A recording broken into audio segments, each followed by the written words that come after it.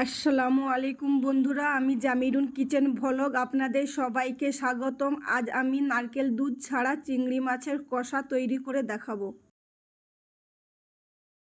চিংড়ি সব বাছানো হয়ে গেছে।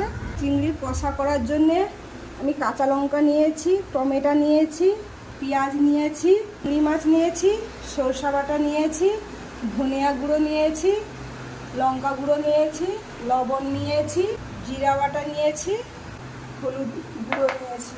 আমি একটা হাত ঘোরানো এই মেশিনে কাঁচা লঙ্কা দিয়ে দেব, টমেটো দিয়ে দেব, পেঁয়াজ দিয়ে দেব, সব বেটে নেব।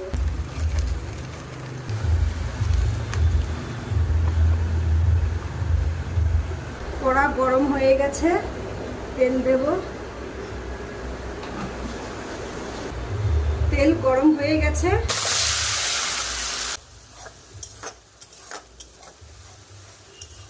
এক চামচ হলুদ গুঁড়ো, কাঁচা লঙ্কা আছে বলে অল্প গুঁড়ো লঙ্কা দেব, ধনিয়া, সরষা বাটা, জিরা বাটা, সব মশলাকে একসঙ্গে কষে নিতে হবে।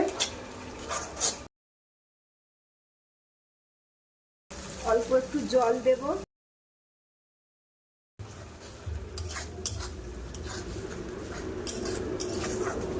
চিংড়ি মাছ দিয়ে দেব, দিয়ে সব একসঙ্গে কষতে হবে।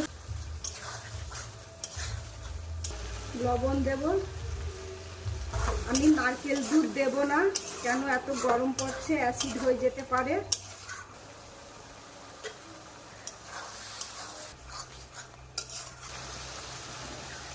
জল দেব।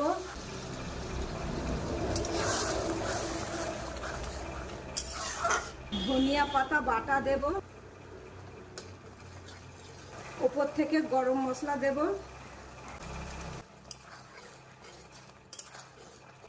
কিছুক্ষণের জন্য ঢেকে দেব।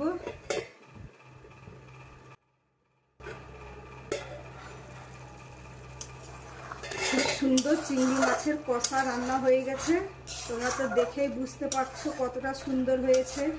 আপনারাও বাড়িতে বা বাসায় এইরকমই রান্না করে খাবেন, দেখবেন খুব ভালো লাগবে। রান্না হয়ে গেছে, এবার আমি ঢেলে দেখাচ্ছি কতটা সুন্দর হয়েছে।